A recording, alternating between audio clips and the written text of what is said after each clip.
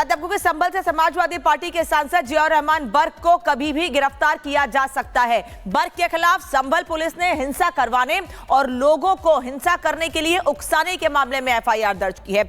हालत यह है कि बर्क गिरफ्तारी से डरे हुए हैं और इलाहाबाद हाईकोर्ट से राहत पाना चाहते हैं कि उनकी गिरफ्तारी ना हो। रिपोर्ट देखिए।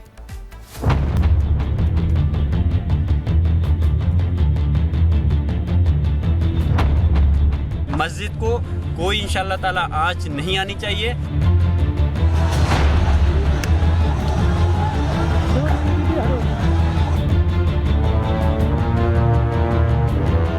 19 नवंबर को शाही जामा मस्जिद का जब पहली बार सर्वे हुआ था तो सर्वे के बाद 22 नवंबर को बर्क मीडिया के सामने आते हैं और कहते हैं कि जामा मस्जिद को छेड़ा तो माहौल बिगड़ना तय है।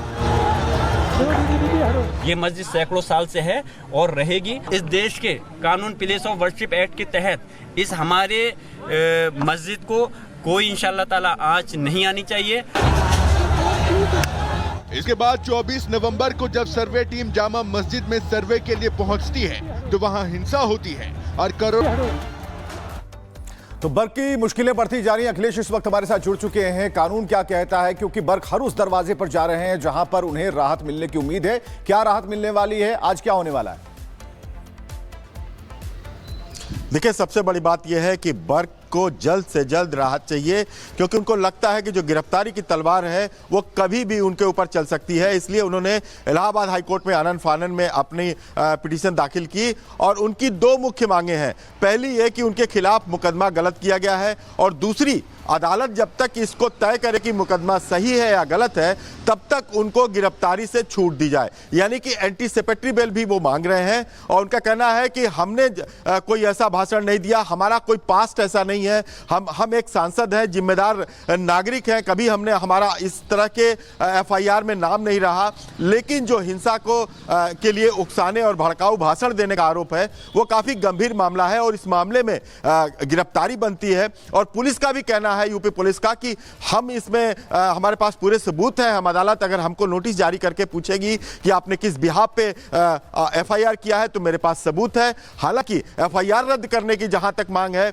उस पर सुनवाई लंबी चल सकती है। पिछले हफ्ते इस मामले में सुनवाई के लिए लगा तो था लेकिन वो सुनवाई पर आ नहीं सका था। आज पूरी उम्मीद है कि इस पर सुनवाई हो जाएगी और जो इनकी मांग है कि हमारे खिलाफ जो एफआईआर है उसको रद्द किया जाए, उसमें लंबी सुनवाई की जरूरत होती है। ऐसे में दूसरी मांग इनकी यह है कि जब तक इस मामले की सुनवाई हो तब तक हमें गिरफ्तारी से छूट दी जाए, यानी कि एंटीसिपेटरी बेल दिया जाए। अब देखना है कि हाईकोर्ट किस बिंदु पर इनको राहत देता है या नहीं देता है, क्योंकि उस समय पुलिस को भी अपना जवाब देना होगा, पुलिस को भी अपनी बात रखनी होगी और दोनों की बातों को सुनने के बाद ही कोर्ट एक फैसला लेगा कि क्या वाकई में जियाउद्दीन रहमान को वर्क को कोई राहत दी जाए या न दी जाए। दे रहे हैं और सभी की निगाहें इस पर टिकी हुई हैं कि आखिर आगे क्या होता है। बहुत बहुत शुक्रिया हमारे साथ जुड़ने के लिए और तमाम जानकारी देने के लिए।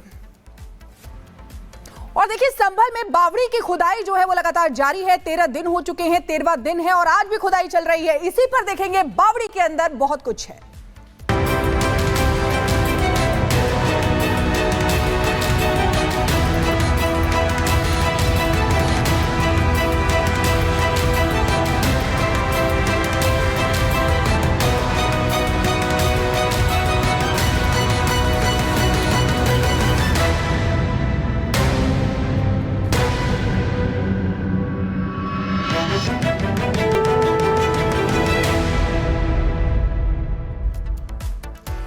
संभल में आज 13वें दिन भी बावड़ी की खुदाई लगातार जारी है। आपको बता दें कि 2 फ्लोर तक खुदाई हो चुकी है। जैसे ही तीसरे फ्लोर पर पहुंचे खुदाई करने के लिए तो वहां से जहरीली गैस का रिसाव होने लगा, यानी कि कार्बन मोनोऑक्साइड निकलने लगी, जिसकी वजह से खुदाई का काम कुछ समय के लिए रोकना पड़ा तीसरे फ्लोर की खुदाई करने पर। लेकिन अब फिर से खुदाई जो है वो जारी हो गई है। ये तस्वीरें आपको दिखा रहे हैं। 13 दिन हो चुके हैं और हर दिन नए रहस्य बावड़ी के अंदर से निकल कर आ रहे हैं। एक रिपोर्ट इसी से जुड़ी आपको दिखाते हैं।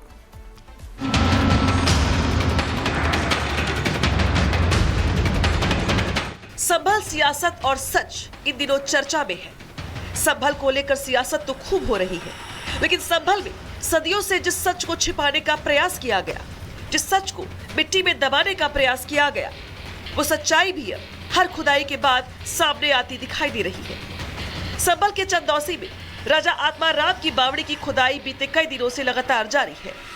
बावड़ी की खुदाई के आज 13वें दिन प्रशासन को खतरे के कुछ संकेत मिले हैं। दरअसल आज 25 फीट की खुदाई के बाद बावड़ी के दूसरे तल के गेट और सीढ़ियों का रास्ता मिला है, जिसके बाद एएसआई की टीम ने अंदर जाकर पूरे इलाके का सर्वे किया है। इस दौरान टीम को भीतर कुछ खतरा भी महसूस हुआ है। अब जो है दूसरा तल देखिए साफ साफ अब दिखने लगा है। अभिषेक आइए आगे थोड़ा तस्वीरें दिखाएं दर्शकों को, क्योंकि देखिए पहला तल साफ साफ दिखने के बाद अब जो है मजदूर भाई लोग खुदाई के काम में लगे हैं दूसरे तल के लिए। ये पहले फ्लोर पे हम खड़े हैं इस समय, अब हम जा रहे हैं नीचे की तरफ जहां पर आपको दूसरा फ्लोर अब साफ साफ अब दिख रहा है। देखिए अब हम धीरे धीरे दूसरे फ्लोर की तरफ हम बढ़ने लगे हैं। कहा जा रहा था कि जिसका जो अंदर का ढांचा है वो संगमरमर का बनाया गया है, पहले जब सर्वे में कहा गया। ऊपर आप देख रहे होंगे पत्थर की दीवारें हैं। अब देखिए हम दूसरे तल पे हम आ चुके हैं और ये आपको साफ नजारा दिख रहा है। जानकारी के मुताबिक एएसआई की टीम भीतर गई तो दीवारों की नमी, मंजिल के नीचे रेत और ऑक्सीजन की कमी जैसे कई खतरे महसूस किए गए। खुदाई के दौरान कार्बन मोनोऑक्साइड का भारी रिसाव भी महसूस किया गया। इतना ही नहीं, मंजिल के धंसने का भी खतरा बताया गया, जिसकी वजह से वहां की खुदाई की प्रक्रिया को रोकना पड़ा। फिलहाल एएसआई के अधिकारियों की तरफ से खुदाई की प्रक्रिया में लगे सभी कर्मचारियों को सावधानी बरतने के निर्देश दिए गए हैं। साथ ही जानकार ये भी बता रहे हैं कि एएसआई की टीम एक बार फिर भूगर्भ वैज्ञानिकों के साथ अंदर जाकर बावड़ी का सर्वे करेगी, ताकि वैज्ञानिक पद्धति से भी तथ्यों की पड़ताल हो सके। फिलहाल लोग इस ढांचे के 3 मंजिला होने का अनुमान लगा रहे हैं। ताकि दूसरा तल अब कैसा दिख रहा है, इसकी बनावट अब कैसी है, अब लगातार देखिए इस पर चर्चाएं अब चल रही हैं। दूसरा तल का ये देखिए यहाँ पर भी आपको लाल पत्थर आपको दिखाई दे रहे होंगे। जो ऐतिहासिक इमारत है इसकी जो दीवारें हैं वो भी यहाँ पर लग रहा है कि यहाँ प्राचीन पत्थरों से किस तरह से इसका निर्माण किया गया है। कुदार से लगातार देखिए खुदाई लगातार की जा रही है ताकि इस ऐतिहासिक धरोहर को कहीं से भी नुकसान ना पहुंचे। अब देखिए अंदर इसकी गहराई और भी हो सकती है लगभग इसकी तरह, क्योंकि ये बावड़ी जो है लगभग 200 साल पुरानी बताई जा रही है। देखिए तस्वीर हम गलियारे में से होते हुए आ गए, ये जहाँ बीच में कुआं है और ये जो 4 दरवाजे जहां पर जो हम खड़े हैं जो देखिए दिखाई दे रहा है, ये चारों ये दरवाजे, यहाँ बीच में कहा जा रहा कुआं है जिसकी खुदाई लगातार जारी। और अब जो बावड़ी का तल है लगभग अब साफ साफ अब दिखने लगा। ये पहले तल की खुदाई अब आप पूरी आप मानिए। आपको बता दें कि खुदाई में बावड़ी के भीतर मिली संरचना ऐतिहासिक रहस्यों को उजागर कर रही है। दरअसल राजा आत्माराम की बावड़ी अपने समय में पानी के लिए महत्वपूर्ण स्रोत के रूप में जानी जाती थी। नहीं, बावड़ी का इस्तेमाल पानी को सुरक्षित रखने के साथ साथ सैनिकों के आराम करने के लिए भी किया जाता था। एएसआई की टीम के मुताबिक बावड़ी की बनावट भी काफी पुरानी है और बावड़ी की दीवारों में अभी भी काफी नमी है। अंदर तापमान में भी फर्क महसूस किया जा रहा है। ऐसे में दीवारों के धंसने के चलते